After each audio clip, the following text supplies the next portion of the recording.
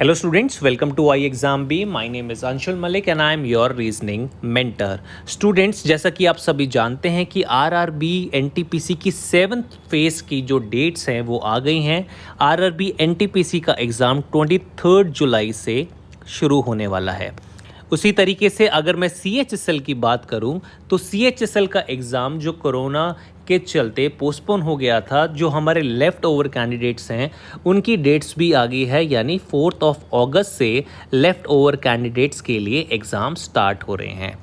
तो मैं जानता हूं कि आप में से बहुत सारे लोग ऐसे होंगे जो दोनों एग्ज़ाम को टारगेट कर रहे होंगे और आपके इसी टारगेट को पूरा करने के लिए iExamB ने ये डिसीज़न लिया है कि 12 जुलाई से हम हर रोज़ 3 बजे आपके लिए लाइव सेशन कंडक्ट करेंगे जब तक आपके ये दोनों एग्ज़ाम पूरे नहीं हो जाते।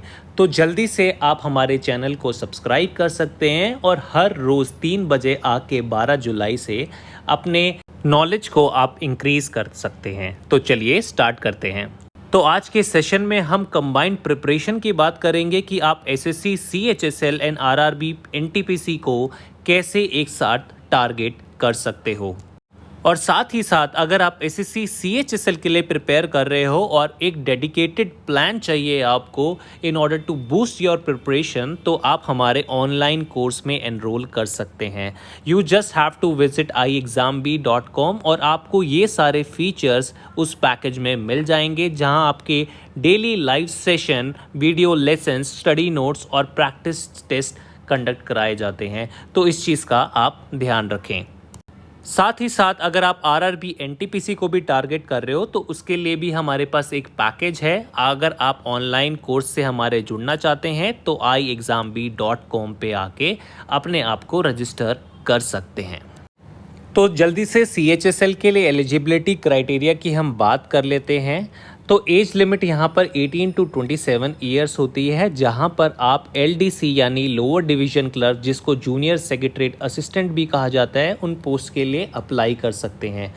PASA यानी पर्सनल असिस्टेंट के लिए भी आप अप्लाई कर सकते हैं, या फिर डाटा एंट्री ऑपरेटर, राइट। इसके लिए आपका 12th पास होना ज़रूरी है। ध्यान देने वाली बात यह है कि डाटा एंट्री ऑपरेटर की जो जॉब कैग में होती है उसके लिए कुछ स्पेशल रिक्वायरमेंट्स होती हैं, जैसे कि आप 12th पास हो पर साइंस स्ट्रीम विद मैथमेटिक्स आपके पास होना चाहिए। तो ये चीज़ आप ध्यान में रखें। अगर हम आरआरबी एनटीपीसी की एलिजिबिलिटी क्राइटेरिया की बात करें तो यहाँ पर जो एज लिमिट होती है वो 18 to 30 ईयर्स होती है, और किसी किसी केस में यानी डिफरेंट कैटेगरीज के केस में वो 33 ईयर्स तक भी कंसीडर कर ली जाती है। जो जॉब्स आपको प्रोफाइल यहाँ पर प्रोवाइड होते हैं वो होता है senior time keeper, senior clerk come typist, junior accountant and assistant come typist. तो इस तरीके की जॉब्स आपको प्रोवाइड की जाती हैं और आपके पास इसके लिए डिग्री होनी ज़रूरी है। तो आप ये ध्यान रखें कि जहां पर सीएचएसएल में आपके लिए 12th रिक्वायरमेंट है, यहां पर आपके पास डिग्री होनी चाहिए। तो एक बहुत इंपॉर्टेंट सेइंग है कि time and tide wait for none. तो जिन भी लोगों ने अभी प्रिपरेशन स्टार्ट नहीं करी है तो वो प्लीज़ आज से ही प्रिपरेशन स्टार्ट कर दें। अगर आपको हेल्प चाहिए तो 12 जुलाई से 3 बजे हम हर रोज़ लाइव सेशन कंडक्ट करेंगे, जहां पर आके आप अपने नॉलेज में इंक्रीज़ कर सकते हैं और अपने नंबर को एक अच्छे स्तर पर ले जा सकते हैं। अगर हम सीएचएसएल के एग्ज़ाम पैटर्न की बात करें तो यहाँ पर 3 टीयर में एग्ज़ाम कंडक्ट किया जाता है, जहाँ पे टीयर 1 आपका ऑनलाइन टेस्ट होता है which is followed by descriptive test which is followed by आपका टाइपिंग टेस्ट और स्किल टेस्ट। तो ये इनके कुछ नंबर्स हैं जिनको आपको अटेम्प्ट करने के लिए जितना टाइम मिलता है वो भी यहाँ पर मेंशन कर दिया गया है। साथ ही साथ मैं आपको बता दूँ, अगर टीयर 1 के लिए आप टारगेट कर रहे हो तो हर एक सेक्शन से, चाहे वो जनरल इंटेलिजेंस यानी रीजनिंग हो, अवेयरनेस हो, क्वांटिटेटिव एप्टीट्यूड हो या फिर इंग्लिश लैंग्वेज, सभी सेक्शन में से 25 क्वेश्चन आपसे पूछे जाते हैं विच कैरीज 2 मार्क्स ईच। तो टोटल आपका 200 मार्क्स का पेपर होता है। साथ ही साथ टीयर 2 की मैं बात करूं तो यहाँ पर आपको एसे राइटिंग या फिर एप्लीकेशन राइटिंग लिखना होता है 150 से 200 वर्ड्स के बीच में, जहां पर कैंडिडेट को मिनिमम 33% स्कोर करना होता है। टाइपिंग टेस्ट होता है आपका टीयर 3 में, जो आपका 15 मिनट्स का होता है, जहाँ पर आपको 35 वर्ड्स पर मिनट की स्पीड से आपको टाइप करना होता है।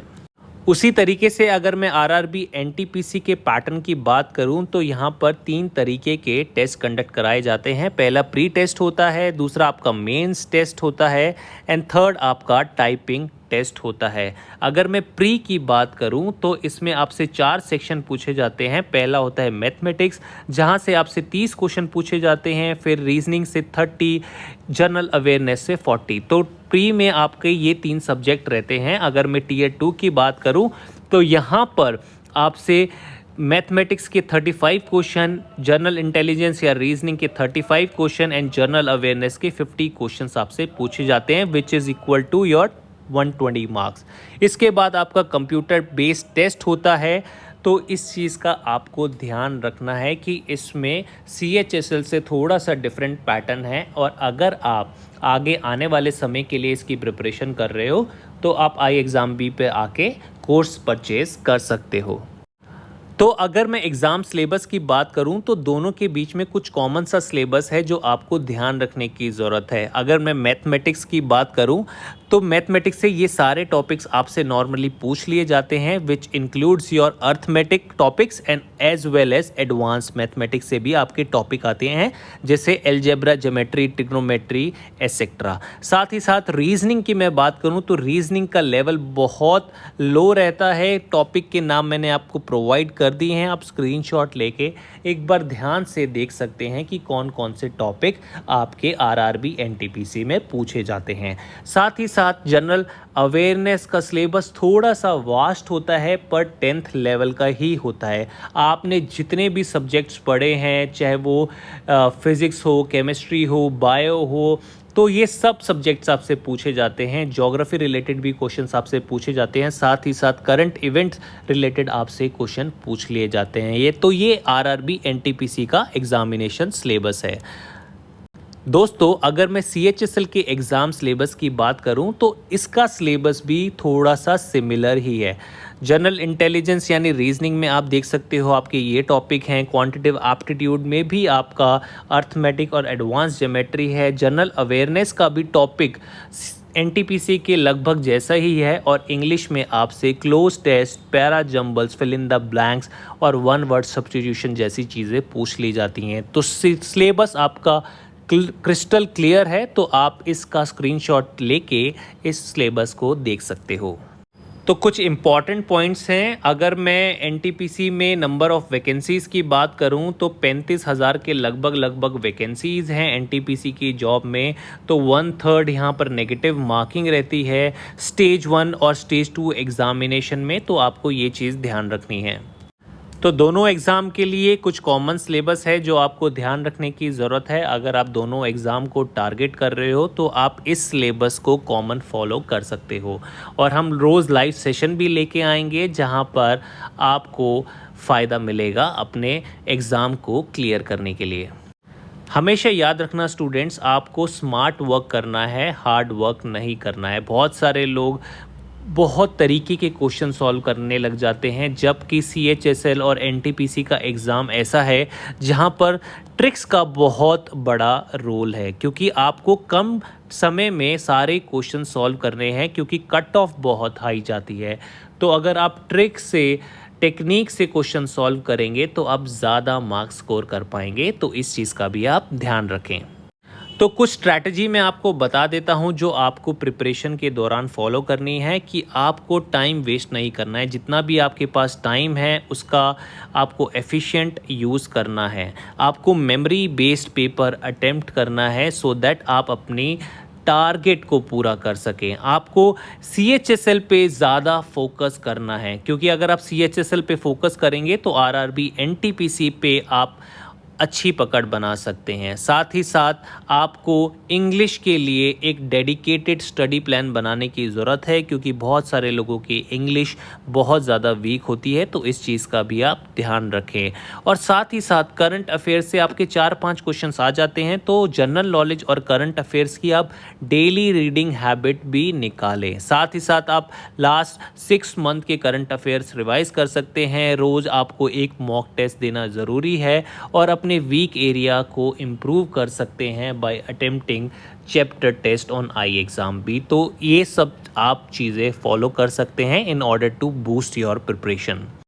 तो एग्जीक्यूशन प्लान मैं आपको बता देता हूं। सबसे पहला आपका काम है आई एग्ज़ाम बी की साइट विज़िट करें। वहां पर जो मॉक टेस्ट आपको फ्री दे रखा है उसको अटेम्प्ट करें, ताकि आपको अपने वीक एरियाज़ और स्ट्रॉन्ग एरियाज़ के बारे में पता चले और उसी अकॉर्डिंगली आप अपने स्टडी प्लान को चेंज करें। कहाँ आपको लग रही है कमी, उसको आपको फोकस ज़्यादा करना है। अगर आपको फिर भी कोई प्रॉब्लम आ रही है तो आप आई एग्ज़ाम बी एक्सपर्ट की हेल्प ले सकते हैं, क्योंकि बहुत ज्ञानी व्यक्ति ने कहा है कि timely execution is the key to success. बहुत सारे लोग सोच रहे होंगे अब तो टाइम निकल गया, डेट्स आ गई, मेरी तैयारी नहीं हुई, तो ऐसा हमें बिल्कुल नहीं सोचना है। आप अपनी तैयारी आज से शुरू कर दें। आई होप स्टूडेंट आपको ये वीडियो पसंद आया होगा, और हम कल हर रोज़ 3 बजे मिलने वाले हैं, जहां हम आपको बहुत अच्छी इन्फॉर्मेशन देंगे, ताकि आपको CHSL और RRB NTPC के जो एग्ज़ाम्स आने वाले हैं उनको क्लियर करने में कोई डिफ़िकल्टी ना रहे। तो चलिए दोस्तों, इसी के साथ मैं अलविदा देता हूँ, and thanks for watching I exam B.